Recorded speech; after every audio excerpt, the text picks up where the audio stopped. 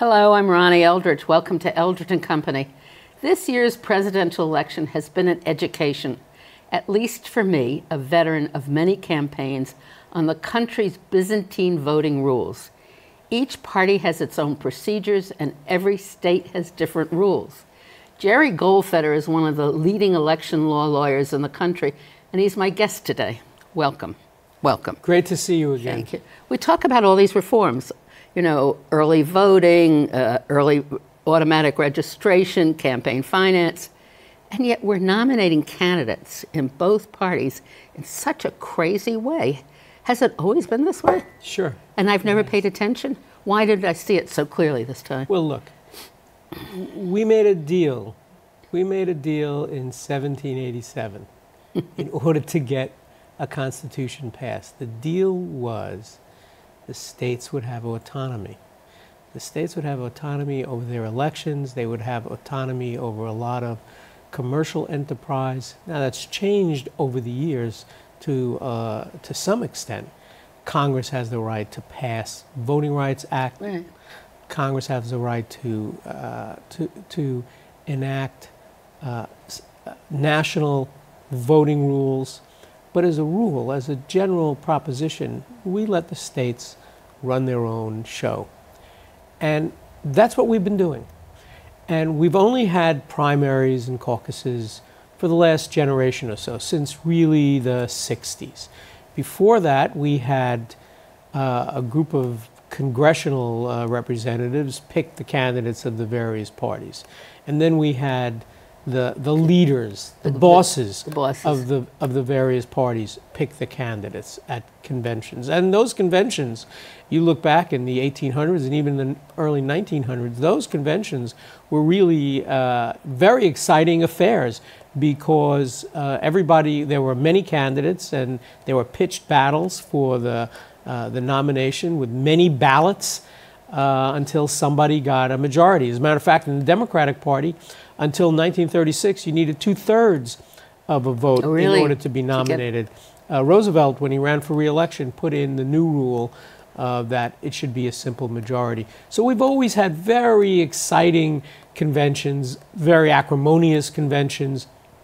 We just have not had that in many years. But since the advent of primaries and caucuses and so on, we've seen all these states enact their own laws about how primaries should be conducted, how caucuses should be conducted, whether to have a primary, whether to have a caucus, whether those delegates to the conventions, whether they're bound, whether they're not bound. It's a hodgepodge. It's a crazy quilt of I want to say 50 different jurisdictions, but it's more than 50 because Washington, D.C. has delegates, Guam has delegates, right. Puerto Rico has delegates, American Samoa has delegates, Democrats abroad. So we have a lot of people going to the convention, and it's only rare that there's a real fight. Usually these things yeah, we don't get usually worked have out. such tight primaries, right? That's right. Yeah. Usually a person puts it together before the convention. And we've seen that this year as well. Hillary Clinton has essentially done that.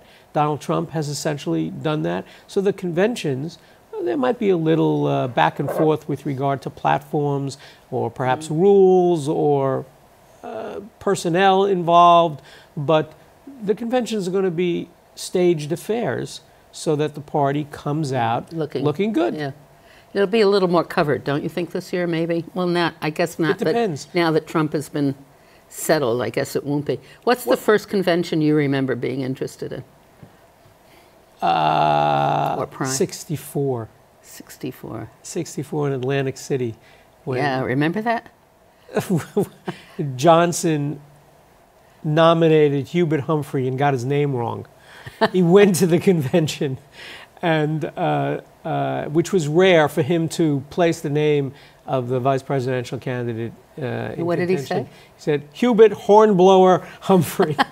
His name is Hubert Horatio Humphrey, as you know. I went for the last day, and that's when Robert Kennedy, it was right after President Kennedy's assassination, and Robert Kennedy gave, he just talked. He spoke for about 16 minutes. Yeah, and everybody The place was mesmerized. spellbound. And you could see tears on everyone's faces. And what's interesting about that is the people who ran the convention, they were Johnson loyalists.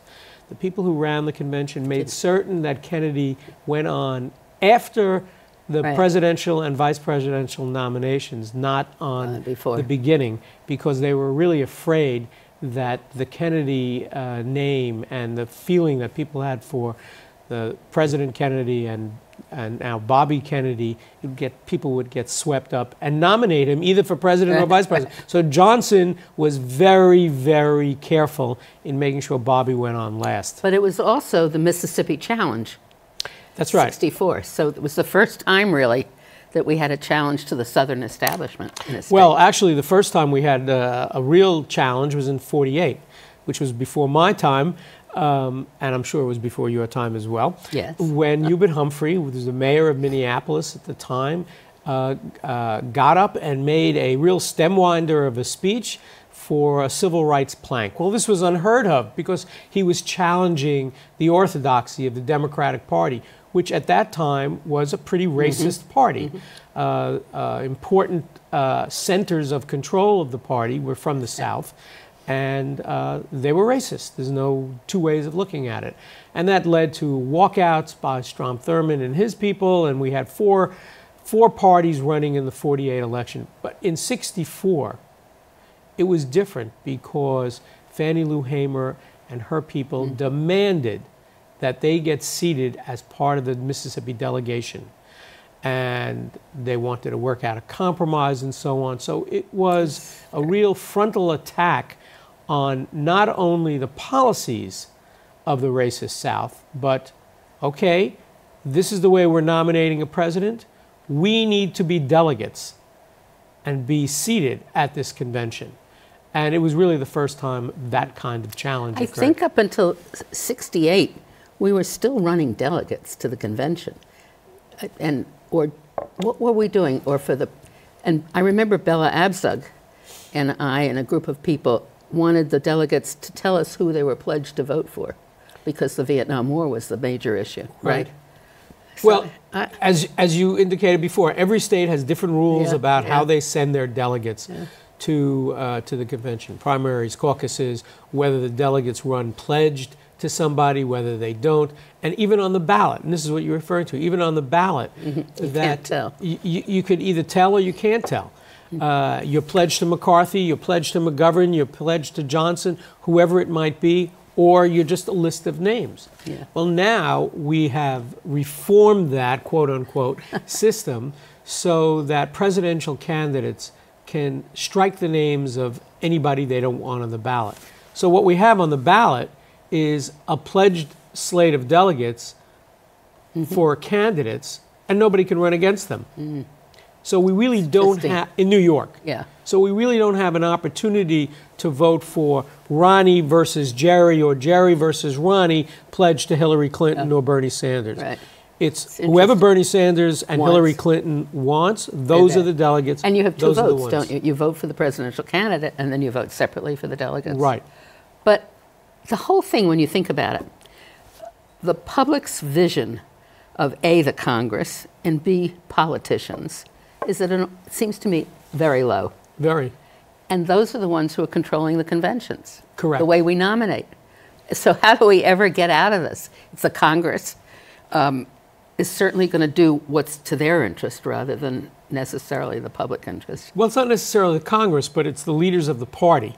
And the parties. The parties that control the rules. Every 4 years, there'll be a rules committee that will put together the rules for the next convention. That's why we have the rules this time, because President Obama had a rules committee that changed the rules somewhat. And that occurs every 4 years. So it's really not the Congress, it's the leader of the party. That's sometimes the president, or it's the presidential candidate, or it's the leader of Congress, depending upon where the epicenter of the leadership of the party might be at any given time. I don't remember when the leader of the party, who happens also to be a member of Congress, has a primary fight. It's almost a direct result of the way the party has run this campaign, this election process? Is that true? Debbie Wasserman Schultz, yes, has come under great criticism. Right, absolutely. And this law professor, I think his name is Tim Canova, is running against her, primarying her, for a variety of reasons. His reasons are not necessarily having to do with the way that she's running the party. Right. His reasons are that she's not responsive to the needs of her constituents, and that he disagrees with her policies. Bernie Sanders' support for her relates to the fact that he feels support for him. I'm sorry, Yeah, Bernie right. Sanders' support for Canova, the person running against Wasserman Schultz, relates to the fact that he perceives that she has just run the party in a way that benefits Hillary and that's hurt Bernie Sanders. And whether that's true or not true, he believes that it is, and a lot of his followers believe that it is, that's the case, and he's supporting this candidate. Now, whether or not Canova can beat Wasserman Schultz in a primary remains to be seen. Yeah. But ask Eric Cantor, who used to be one of the leading Republicans in the House, and he got blindsided by somebody on his right who beat him in a primary. And so, as we know, anything can happen in an election, which is what makes everything so interesting. The Congress could do some national legislation that would bring some kind of order to the system. I mean, can it, using the civil rights, the Voting Rights It Act? can. There are two ways of looking at this. Number one, political parties have the right to control the way they nominate a candidate. There are certain overarching guidelines, can't be racist, can't be sexist, and so on. Certain constitutional issues, certain national, congressional policy issues. So the voting rights was because of discrimination. Yes. So there is the view that parties can control their own process, but there is this other view that because political parties play such a dominant role, it's as if they're acting for the state being a term of art, not a particular state, but for the government, and that their constitutional principles should apply. So, for example, in congressional races, we now have, since the 1960s, one person, one vote. Right. So every person's vote matters. Every congressional member represents pretty much the same exact number of people. You can't have certain congressional districts that represent a lot of farms and a lot of land, and other congressional districts where there are a lot of people. 400,000 or something, 400 and something. No, it's 700,000 now. now. Oh, yeah, really? 700,000. So it's one person, one vote. So the argument could be that because political parties play such a major role in the nomination and election of a president, that they're part of governmental action, and therefore the one person, one vote principle should apply. And if that were the case, then we couldn't have these cockamamie primaries and caucuses the way we do now, where it's not clear at all how delegates are elected, and whether they're pledged or not. So you want to start? How do we mount a case? It's interesting. It's very interesting. It's very interesting. A case can be done. So there are a number of ways of reforming the process. You do it within the party, and you do it in the courts. So within the party, you attempt to standardize the rules. So, for example, only Democrats can nominate a candidate. Only Republicans can nominate a candidate. In many states, we have open primaries where you can be an independent and vote in a Republican Party primary or a Democratic primary. It's waiting for a case. Well, the Supreme Court of the United States has said the parties can do what they want in this regard. Well, how can we change it? But those decisions were many years ago. And so now, at this point, given our experience of open primaries, closed primaries, pledged delegates, unpledged delegates, caucuses, primaries, and so on, it seems to me that we're ripe for a case that argues in federal court that the constitutional principles trump everything, no pun intended, that political parties need to adhere to the one person, one vote principle, just as congressional elections, state legislative elections, and so on. And the Democratic practice of almost 800 superdelegates is crazy. The Congress is an Well, why do you think it's crazy? Because the Congress is at an all-time low as far as public respect. I don't see why a member of Congress automatically gets a vote. Okay, but so we know how this happened. The way this happened is in '68, where McCarthy ran, Lyndon Johnson decided not to run for re-election. McCarthy runs against him because of the war. Kennedy runs against him because of the war. After Johnson decides he's not going to run, Hubert Humphrey, the vice president, gets into the race. Kennedy gets assassinated. So we have a convention where Hubert Humphrey, having never run in any primaries, gets the nomination. Fast forward to '72, when we have all these young people getting involved in the process, electing delegates, and nominating George McGovern, because a commission had been put together after '68 to reform the process, to open it up, so that more people would be able to vote in primaries. Was that the mid-session in Kansas City? Yeah, that's right. I was there. I was a delegate. Okay. How'd you become a delegate? I don't know. Anyway. So it became more and more open until at a certain point in the late '70s, early '80s, the party elders, if you will, said, we need to put a little break on this. Let's invent a way of doing it.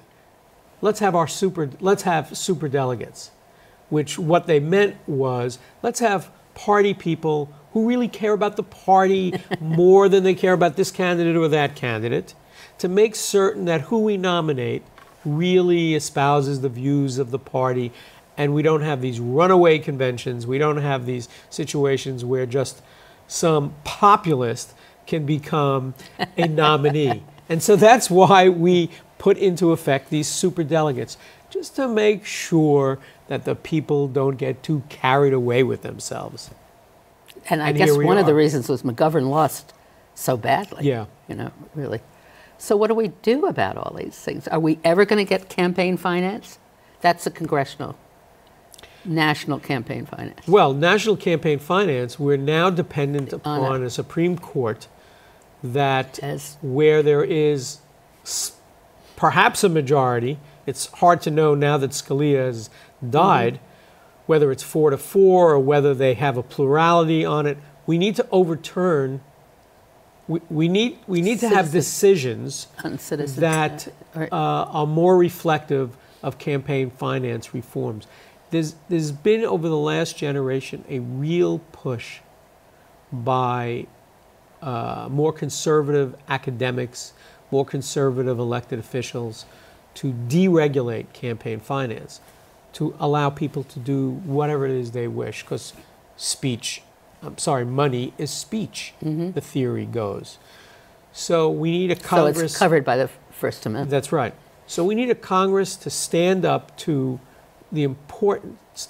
and enact important regulations to level the playing field, to put limits, to have matching funds and so on, and have courts that approve of it.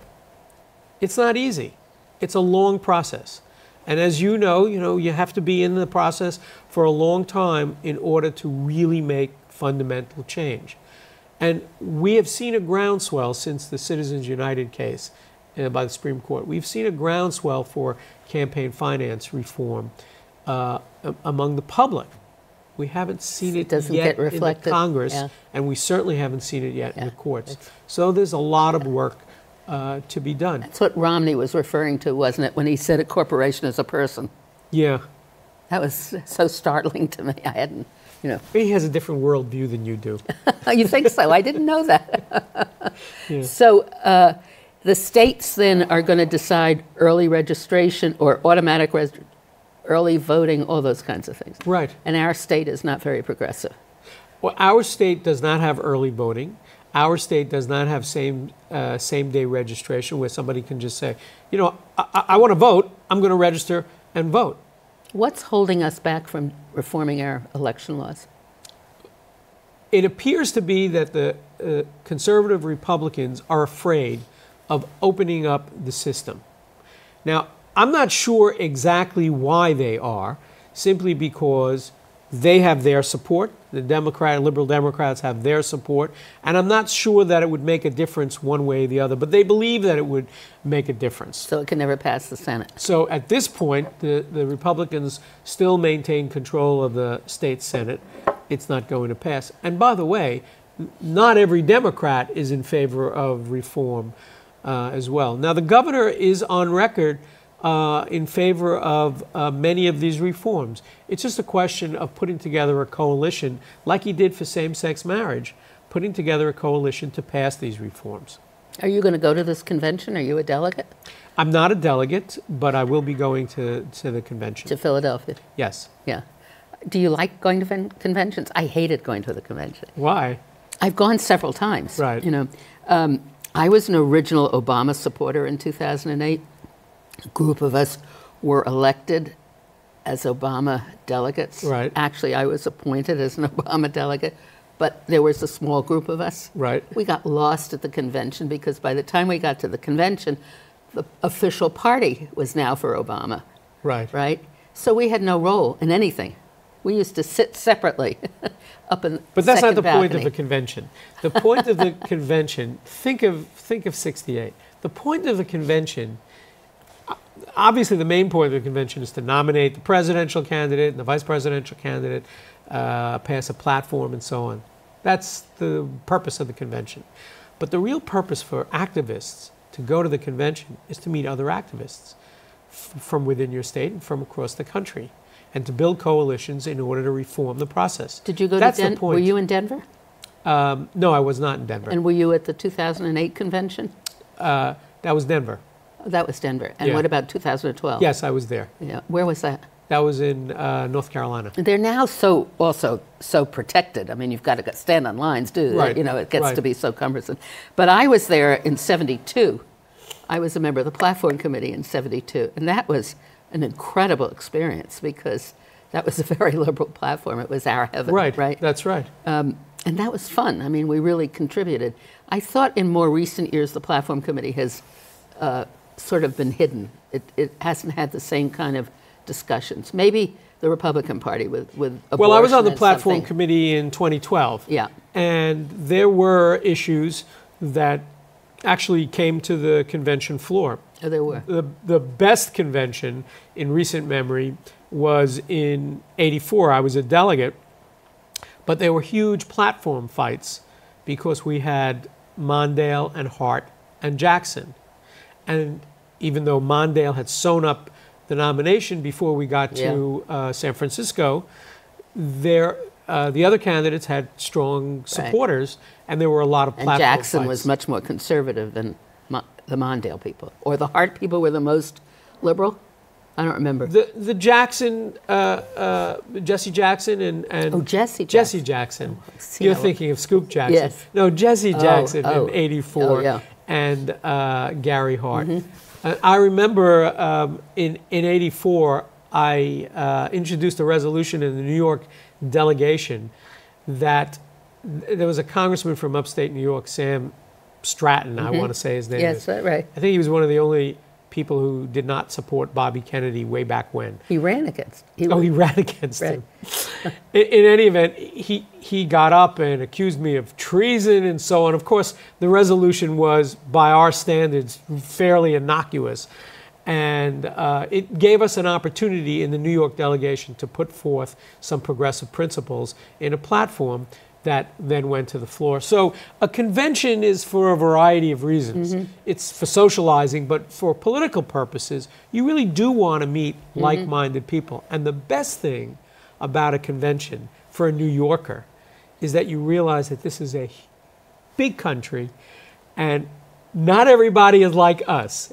And even though they don't look like us, they don't talk like us the way they're supposed to talk, and so on, they are good, solid Americans, and a lot of them are good, solid progressives. And it's a great experience to meet them, to work with them, to try to move things forward.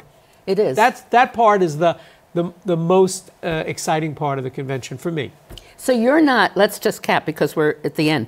You're not as surprised the way all of this works as I am. Why am I so naive?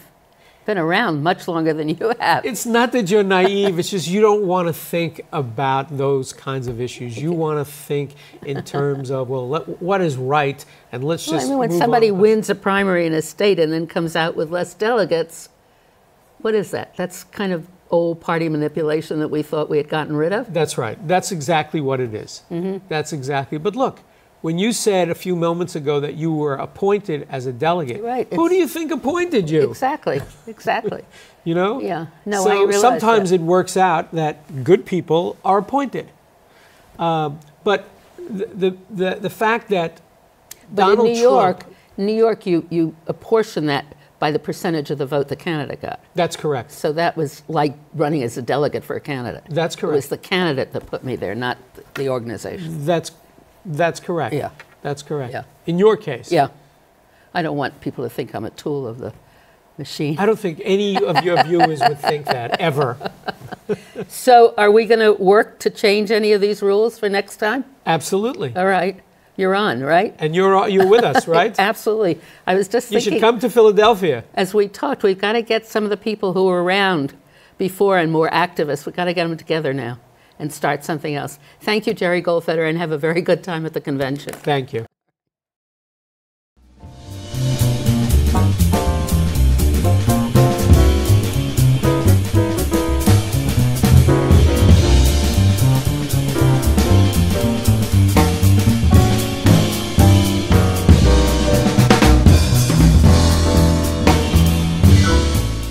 If there are any people you'd like to hear or topics you'd like us to explore, please let me know. You can write to me at CUNY TV, 365 Fifth Avenue, New York, New York, 10016. Or you can go to the website at cuny.tv and click on Contact Us. I look forward to hearing from you. Thank you.